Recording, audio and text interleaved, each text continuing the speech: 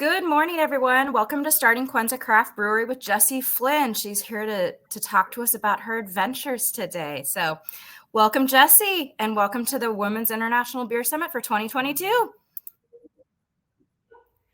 It's so good to be here. Thank you for the invite, and I'm excited to talk to you all. I'm here in Kigali, Rwanda, and excited to share our adventures at Kweza, what we've been trying to get up and started, and to hear from you all about your questions about women in beer in Rwanda, in Africa.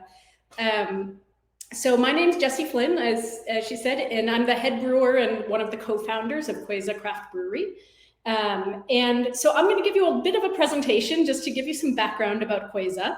And then I'll give you a little brew tour. When I say little, I mean little. We're in still pilot room while we get equipment imported. And then hopefully plenty of time to chat about your questions. So let me go ahead and just share my screen here.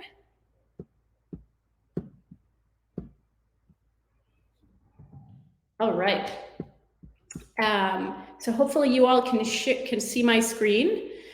So we are Rwanda's first craft brewery. We are women-owned, women-led. Oh, and we have left off here for some reason, women brewed. So we are a women-powered organization, and we are Rwanda's first craft beer brewery. So the project background about this, for those of you who are curious, back in 2016, Beau's Brewery up in Canada, along with Fina Uwaneza, a Rwandan entrepreneur, decided to try to combine forces and get a brewery started in Rwanda.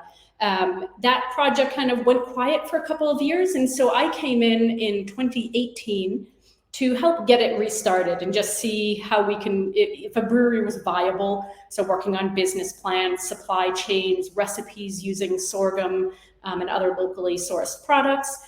And so that was the origins when I came in, was that it was the vision was an establishment of a women-owned craft brewery in Rwanda. And some of what lights a fire under me every day, you all are I'm probably preaching to the choir here, but as you know, at least some of these statistics are US based, right? Only 2.9% of breweries are women-owned, 0.4% are Black owned. And as of the data of 2019, female brewers made 7.5% of the brewers and 8.9% of the production managers. So not only in the brewing industry, but also as I'm starting a startup business, which is a for-profit regular business. We want this to be, and so we are seeking investment. And one of the things that I found is that only 2.3% of capital investment goes to female founders globally.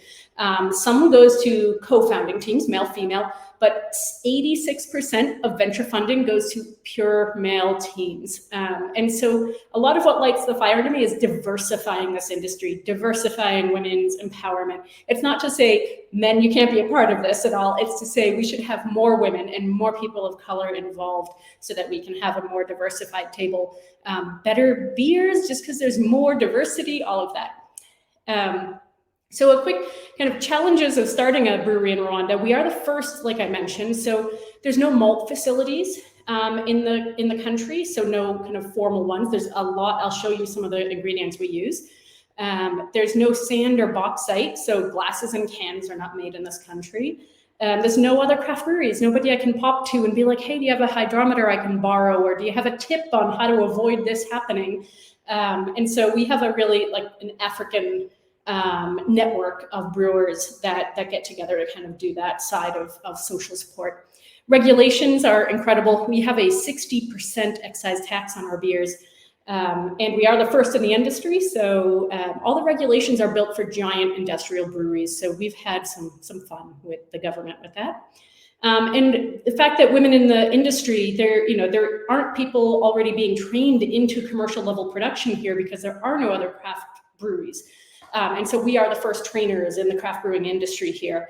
And also in a very conservative culture, for women who are the high power women who want to take on a business like a brewery, it's often considered kind of a risky venture for them to come out of a pretty secure setting and into something that's the first of its kind. So those are challenges, but we also like to say, are they opportunities actually? So our production, what we're asking is, what is beer? We shouldn't be here in Rwanda drinking German cave, temperature beer, using our ingredients that we have. We have sorghum, ginger, different fruits.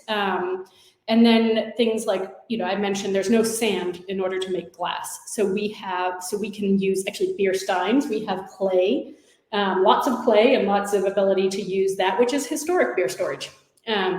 And being able to set the precedent of being the first brewery in the industry. So regulations, as much as, it's interesting, the government is very involved with us. So we actually help them to understand where the regulations come in and how they can fit into Rwandan regulations. So they're very, helpful to us in welcoming us to start an industry in the country. And in terms of women in the industry, women do around the world. So originally, remember, women in Mesopotamia and Egypt are who started brewing. So we owe the fact that we all get to drink beer today to African women originally. And so, the fact that brewing still happens here, women are the ones who make sorghum beer, who make banana wine. And so that's not unusual at all. That's the norm. And so what we're trying to do is figure out how to then apply the training to be able to move that up to a commercial Rwanda government licensed situation so that we can continue to grow our business. And also Rwanda is very, very female friendly. More than half of the parliament is women. And there's also an incredible entrepreneurial spirit here. So that's why we've started here. To give you a feel for where we are, we're at our pilot scale. Like I mentioned, there's nobody here in Rwanda producing any brewing equipment, of certain kinds. We're doing hybrids of things. And so some of our equipment comes from Nairobi, Kenya. And in the middle, you can see a little map of where the truck started and brought it up and over Uganda, over the Nile River, over Lake Victoria to Rwanda and up into the Albertine Rift. So we currently have some equipment coming up from South Africa.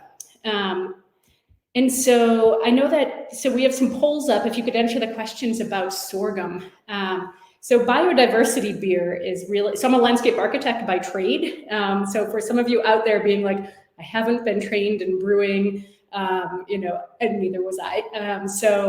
I'm a landscape architect and a forester and horticulturalist by trade. And so what I love doing is figuring out what plants are native to Rwanda and Africa that we can then make tasty beverages out of. And so the biggest one is sorghum. And so sorghum is this plant to the left. It's a grain that is native to Africa. It's climate resilient, incredibly versatile. And so you can see in Josephine's hand here, second, that's molded sorghum. So it just starts to germinate and then it gets dried and mixed with banana ash to prevent any microbial growth. And third picture that's one of our sorghum beers. And fourth is jasmine. We have a lot of species of native jasmine here. And so making jasmine IPAs and things like that. So we're really looking forward to getting into things like using nettles from the volcanoes that the mountain gorillas eat and turning that into something that is also a beverage that plays back on that. And so raspberries, there's an aloe root that has a yeast we are exploring right now. So it's really an opportunity for what is beer, especially in Rwanda. So we are licensed. We got licensed in July 2021. This was super exciting for us. We are the first licensed draft craft brewery in the country. And we had our celebration at Akagera National Park to just kind of celebrate our biodiversity background that we're trying to bring in. We have a full brewery's worth of equipment on the way to us. And so we have a 500-liter brew house and all the accoutrement that goes with that from mill to bottling line. And we're in the middle of getting that into shipping containers in South Africa. It will go around the Horn of Africa, up through the Indian Ocean, land in either Mombasa or Dar es Salaam in Tanzania, and overland through Uganda to Rwanda. So we're really looking forward to that. It's also a little going to be here in a while. So for now, we're brewing on a very small scale. I'll give you a tour in just a moment. And so soon we'll be serving beer at the new Ellen DeGeneres campus of the Dian Fossey Gorilla Fund. And we have a long wait list of great hotels and restaurants in Rwanda and outside of Rwanda that have already been asking for us to export the beer. And so we're really just excited to be able to share the beer with people as we begin to scale up and make it more available. Also, hashtag visit Rwanda. You all should come here. It's an amazing country. In this picture, you can see these are the volcanoes on the edge between Uganda, Rwanda, and the DRC. This is where the mountain gorillas of the Dian Fossey kind of legacy live. And so come on up and see us and have a beer. And so how can you get involved? There's a few different ways. One, we have a way you can either donate if you want to just help us. Like, I mean, you know, $10 will buy us a lot of sorghum that we can keep doing R&D on. And then also to be able to hire more staff, to be able to do everything. We're also looking for if you're looking for a larger investment, we are looking for investors. So please get in touch if you are interested in being one of the investors. Right now, we are 99.5% women and people of color owned. And so we're really proud of that. We and want to really keep that going, so that the idea being, if we are successful, what we want to do is grow generational wealth of people who traditionally don't get the wealth investment, so that we all can turn back around and be able to invest in and make decisions about, you know, what other companies get investment starting. So one is help us get started. Two, in May, where we'll be launching a collaboration with Yakima Chief Hops to be able to brew with sorghum. There's a specialty packet of hops that we've put together for you to be able to brew with sorghum that really complement it. And so all the breweries that get involved will be getting artwork from a female Rwandan artist we're working with that will make some great, like she's in the middle of making the labels. And so that will be in May. So keep your eye out on Kweza's social media if you want to get involved. And also, if any of you out there are head brewers or experienced brewers and are good trainers and might be interested in spending anywhere from a month to a year to 3 years in Rwanda, please get in touch. We are looking for people to come and be able to train Rwandan women and East African women in the commercial scale and the technical, the laboratory, all of this, to be able to get us up and running so that the brewery can be East African led. So please get in touch if you are interested in coming over and doing a stint of brewing and training with us. And then just some information, if you are looking to either give us a donation, we have a PayPal link. These are also on our website at kwezabrewery.com. And so you can donate. The middle QR code is all of our contacts. And so if you want just to be able to have all of our emails and socials, grab that. And otherwise, you know, get in touch with us any way possible. So now let me stop sharing this. All right.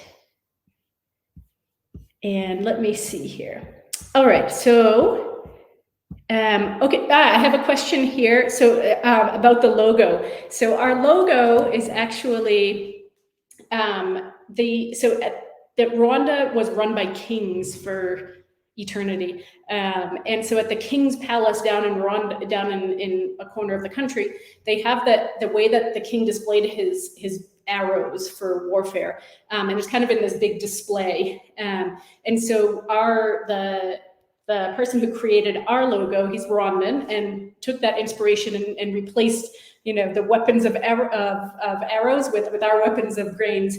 And the 5 volcanoes here, these right here, are those are the volcanoes of Rwanda. That's where the mountain gorillas live, and each one of them is different, and you can go hiking up them. So again, visit Rwanda. So let's see. So let me give you a wee little tour. That was one of the things asked. So when I say we, it's small. We are currently at pilot scale, so remember this, right? So we brew on a Braumeister, 50 liters at a time. And then we have, so these are just some of our fermenters we have going right now. So we just have things that we import from Nairobi to be able to do our brewing. Let me see, I have some, so this is malted sorghum. Let's see if I can show you that. And what we do is we mill that, it basically cracks it in half, and that's what we brew the majority of our beers with at this point.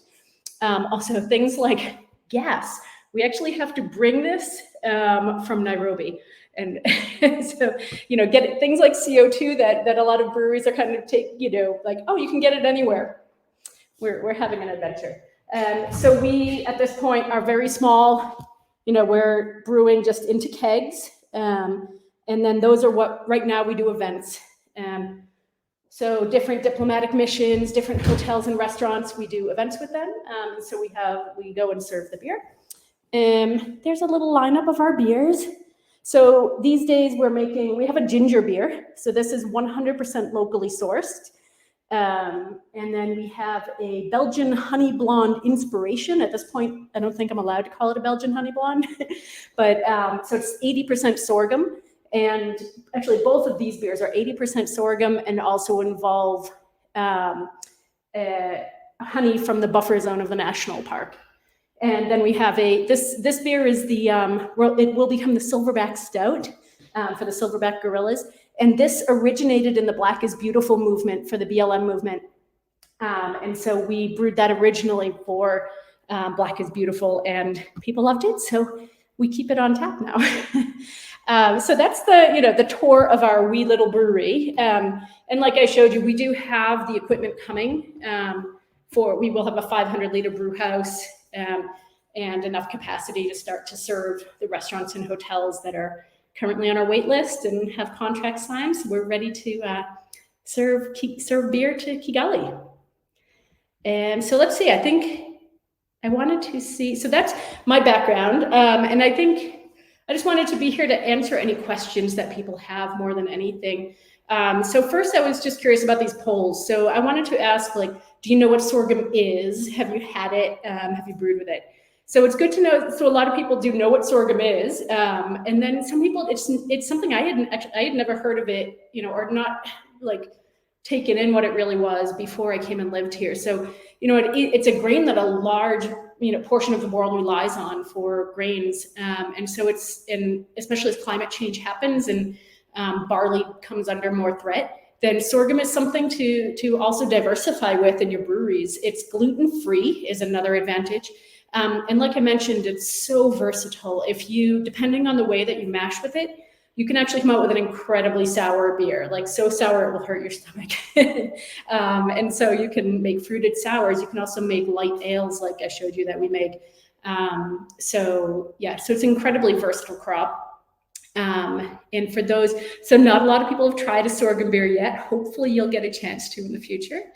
And then just a couple people have brewed with it so far. So, if you are interested in either learning about brewing with sorghum, or tasting what a sorghum beer tastes like, and maybe you're not a brewer yourself or at the scale to try this, try to get one of your local breweries that you love. Ask them if they'd be interested in brewing a sorghum beer with us. So we have a group of people, and actually I think there's a Piwe who is speaking about brewing in South Africa. I think she's concurrent with this one. So go watch that if you're here, and I'm going to go watch it after. And Piwe is one of our mentors, and she's the first Black female South African master brewer, and she knows her stuff, and she brews with sorghum too. And so between her, another South African master brewer, a Canadian master brewer, myself, and Yakima Chief, we've been working on getting materials together to enable people to brew with it. So you can actually order either malted or extract sorghum in the States from Bryce and from some other suppliers. So you can brew with it, and we'll be putting up recipes and instructions and be available for questions if you want to kind of troubleshoot or just ask questions to us. And then Yakima Chief is going to be putting a discount to get different hops that really work with sorghum, because sorghum itself can have a really light mouthfeel. And so finding the hops that don't overpower it and that play along very nice end up with delicious beers. So I hope you all give it a shot, those of you who are interested in it or maybe want to try it out. So whether it's yourself or getting your neighborhood brewery involved, keep an eye on our social media. We'll be releasing the information on how to get those hops and how to get involved in the collab in May. And Jessi, we do have 3 questions in there if you want to pop those open, or I can read them to you. Perfect. Yep, I've got them. All right. So we have, what are the unique challenges or benefits of brewing with sorghum versus barley? Good question. So one of the things is it doesn't mill quite the same, and so and it's kind of more of a, I don't have any actually milled sorghum in readily accessible. You have to mix it with rice hulls is what we mix it with, so that it will actually lauter okay.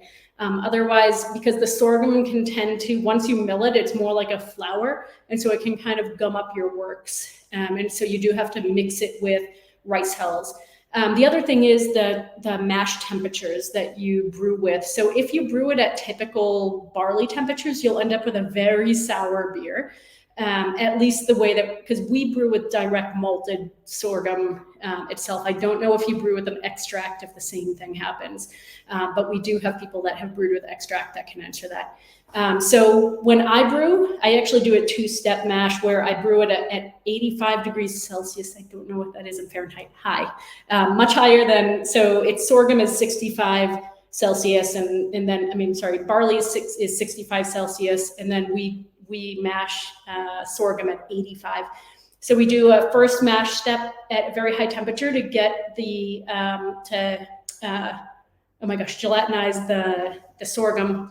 And then we actually bring in cold water to bring it back down to 65, add in the barley, and then do a typical mash and boil from that point.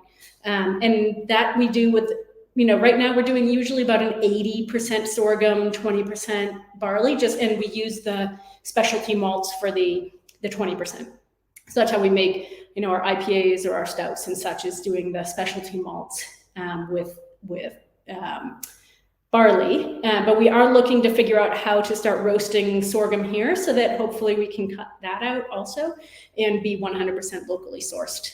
Because like I mentioned, we're in the middle of Rwanda, so importing barley from Germany, brings up a lot of questions that we'd rather be able to just buy more from local farmers. So the other thing is that sorghum is typically grown by women and malted by women. And so even the whole supply chain, we're trying to source as much as we can from women farmers. And so we'd like to, up everything we possibly can source as locally as possible. Let's see. How easy is it to get our beers distributed? Well, in Rwanda, easy, mostly because Rwanda is, because we're the first craft brewery, for the most part, we're kind of making stuff up as we go along and then just consulting with government as we do it. So look, Rwanda's teeny, it's the size of Massachusetts.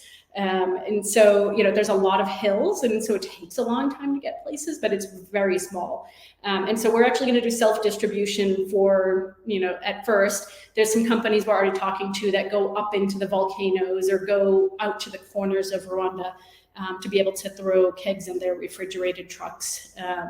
And so we're figuring out how to do that. And then export, the Rwandan government is so supportive of trying to get us to export.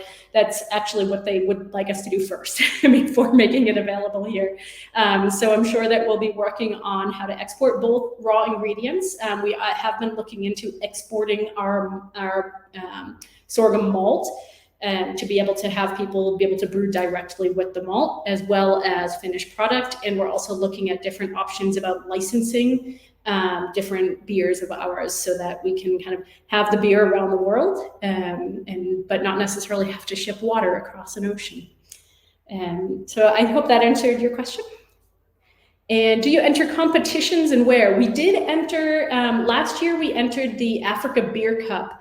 Our beer got there halfway through the tasting competition, so that wasn't great. We learned a lot about exporting beer from Rwanda to South Africa, and about the whole licensing process and about all the transport. And then it got stuck in customs in a hot warehouse for 10 days somewhere in South Africa.